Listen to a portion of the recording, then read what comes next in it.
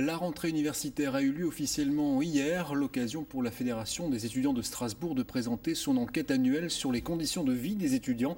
Ils sont 53 000 cette année dans la capitale alsacienne. Ce qu'il faut en retenir avec Marie-Anne Mann et Arnaud Rapp. Dermival est brésilien, il redouble sa première année en langue et interculturalité.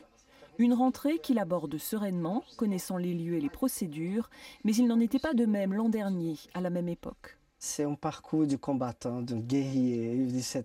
La bataille était très lourde.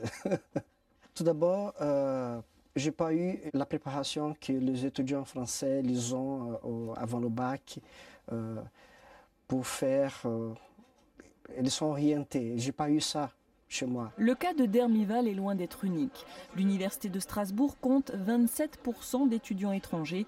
Améliorer leurs conditions d'accueil et leur accompagnement reste une priorité selon l'enquête de l'AFGES. Beaucoup d'étudiants étrangers, ça veut dire beaucoup de procédures, beaucoup de logements à mettre à disposition, beaucoup de logements pour les étudiants étrangers en termes de logement social aussi, mais surtout, et on ne peut pas ne pas évoquer cette question-là, la question du titre de séjour, des lenteurs parfois qui ont lieu à la délivrance du titre.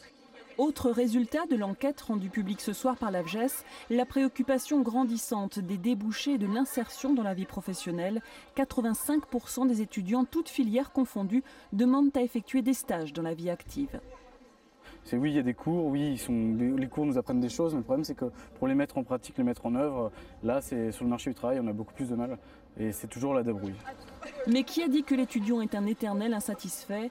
Toujours selon l'enquête de l'AFGES, la très grande majorité, 79%, apprécie et reconnaît la qualité de l'enseignement reçu.